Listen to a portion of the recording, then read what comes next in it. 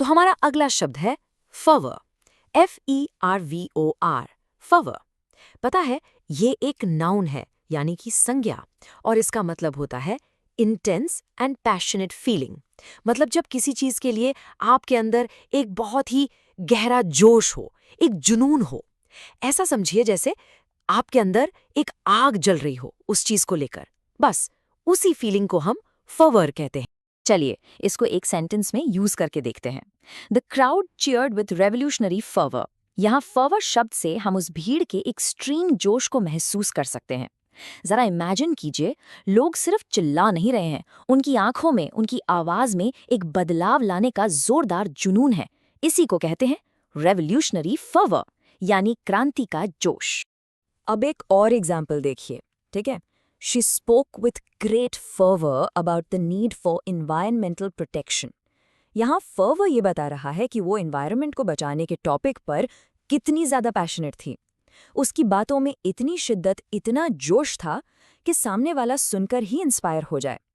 कभी सुना है आपने किसी को इतने पैशन से बात करते हुए? वही तो है ग्रेट फर्वर। ओके, चलिए इसको एक बिल्कुल अलग कॉन्टेक्स्ट में देखते हैं। He pursued his research with scientific fervor।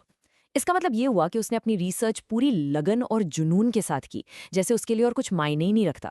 उसने दिन रात एक कर दिए। तो ये जो फर्वर है ना, ये उसके काम के प्रति उसके गहरे डेडिकेशन को दिखाता है। सिंपल वर्ड्स में कहें तो साइंटिफिक फर्वर मतलब वैज्ञानिक जुनून। पता है, ये वर्ड आपको न्यूज़ रिपोर्ट्स में या आर्टिकल्स में काफ़ी बार मिलेगा। जैसे कि ये कोट देखिए, Political rallies were marked by a patriotic fervor not seen in decades।